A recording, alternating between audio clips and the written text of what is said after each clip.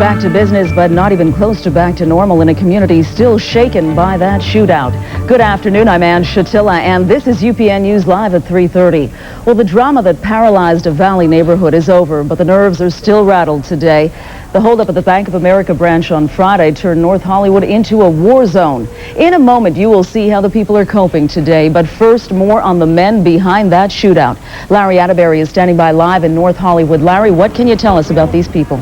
Well, Ann, the two men who robbed this bank apparently knew that a large amount of cash had just been brought into this B of A branch. How did they know? Well, it's just one of the many hundreds of questions that investigators are asking today.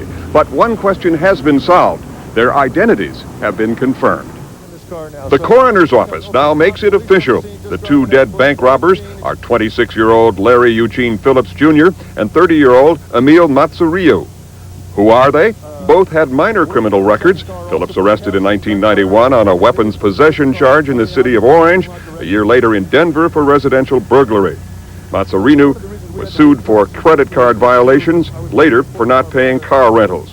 Both were arrested in Glendale by the police on October 23, 1993. It started out as a speed arrest, but officers became suspicious. They searched Phillips and found a 9mm loaded pistol in his waistband. Then a search of the 93 Thunderbird turned up a huge cache of weapons, including two AK-47s, nearly 2,000 rounds of ammunition, disguises, handguns, police scanners, everything for a professional robber. Our feeling at that time is they were either had just committed a robbery or were about to go en route to commit a robbery somewhere. Putting our sources out, we could not find any victims anywhere. The arrests were clearly made before a crime had been committed at the time. The men served 4 months for gun possession. 3 years later in May, that's last year, two bank robberies in Van Nuys and Winnetka, they were very similar to what happened last Friday.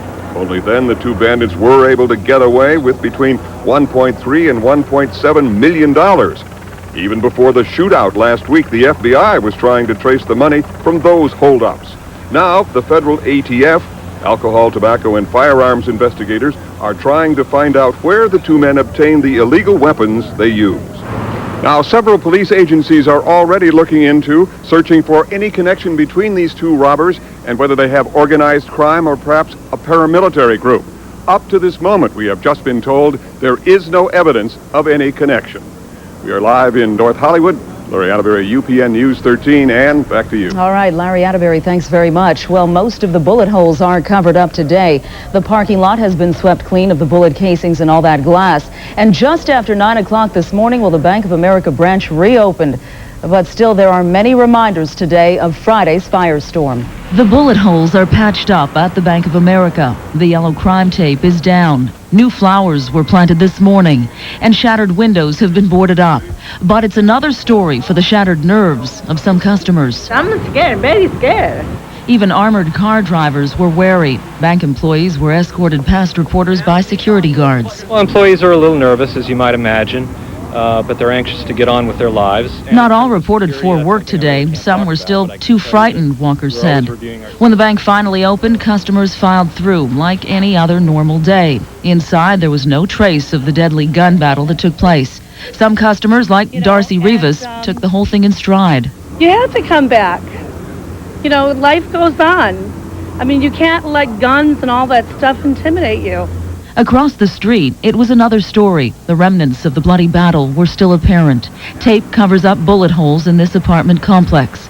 A bullet-riddled store window and the still shattered nerves of the owner, who asked we not show her face. Are you scared today? Yeah, I'm still scared. I'm very shocked.